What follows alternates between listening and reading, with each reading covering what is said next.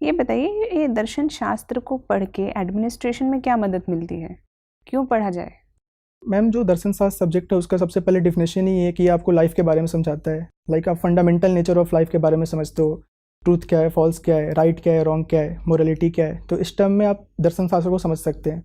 जहाँ तक रही पर्टिकुलर एडमिनिस्ट्रेशन है बात, तो आप उनके थ्योरी से कुछ समझ सकते हो। लाइक मैं बात करूँ यदि पर्टिकुलरली, तो शायद मैम जैसे जैन में स्यादवाद की थ्योरी है, जो ये बोलता है कि आप किसी भी चीज़ के एक पहलू को ही समझ सकते हैं, आप बिना सारे पहलुओं को जाने कोई भी चीज़ें नहीं समझ सकते।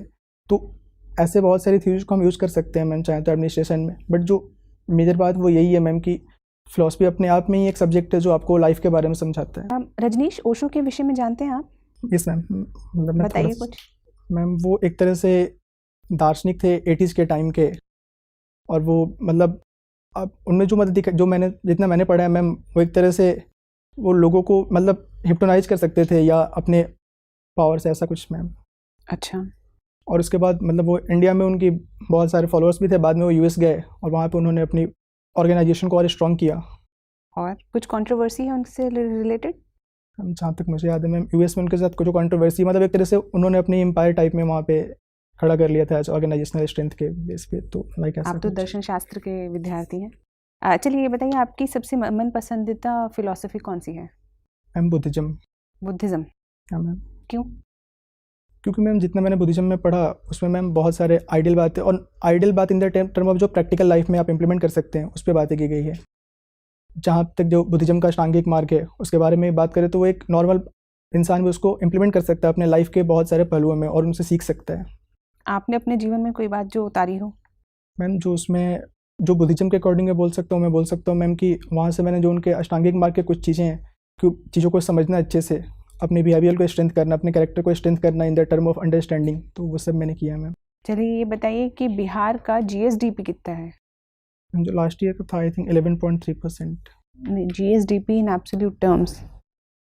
I think it's 7 lakh crore के दिन, बट मैं श्योर नहीं हूँ। जीडीपी जैसी चीज़ आप श्योर मतलब गेस कैसे कर सकते हैं? तो मैम मीन्स एग्जैक्टली मुझे वो नहीं याद है मैम कि डेटा क्या। अच्छा, सेक्स रेशो कितना है? Sir ma'am 918। और नेशनल एवरेज? 943। अगर इकोनॉमी की बात करें बिहार की, तो 3 कमियां बताइए और उन्हें कैसे ठीक कर सकते हैं, ये बताइए।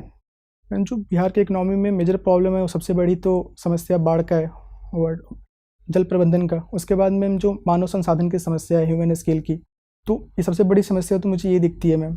क्योंकि हर साल एक स्टेट जो यदि बाढ़ से ग्रस्त होगा और वो अपने 30 या 40 हज़ार करोड़ रुपए की यदि वहाँ पे लॉस होता है तो उसके लिए वो बहुत बड़ी समस्या है। और एक ऐसा राज्य जो पहले से बहुत सारे इकोनॉमिक स्ट्रगल को पहले से कर रहा है। उसके बाद मैम जहाँ पे स्किल की बात है तो वहाँ पे स्किल डेवलपमेंट की बहुत कमी है लोगों में। सेमी जो बाहर भी बिहार के लोग माइग्रेंट के फॉर्म में आते हैं वो भी एक तरह से या तो सेमी स्किल्ड हैं या तो अनस्किल्ड हैं, तो वो भी कोई बहुत बड़ा रेमिटेंस का रोल नहीं प्ले कर पा रहे वहाँ पे। तो इसलिए सबसे पहले हमें स्किल डेवलपमेंट और उसके साथ में जल प्रबंधन पे काम करना होगा। क्या इसके लिए बिहार गवर्नमेंट की कोई स्कीम चल रही है? मैम स्किल डेवलपमेंट में तो मुख्यमंत्री कौशल युवा कार्यक्रम भी चल रहा है जिसमें 10 लाख लोगों को अभी स्किल्ड किया गया है और उनको उसके थ्रू जॉब दिया जा रहा है। जहाँ तक बाढ़ प्रबंधन की बात है, राज्य बहुत सालों से इस पर काम कर रहा है बट उसमें बहुत सारी समस्याएं हैं और उसमें राज्य और केंद्र दोनों को मिलकर सहयोग के साथ कुछ और काम करना पड़ेगा। अच्छा ये बताइए, बाढ़ से सबसे ज़्यादा फायदा किसको होता है?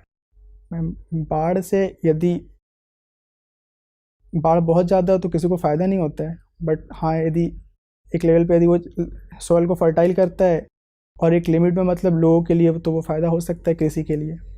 चलिए ठीक है, धन्यवाद।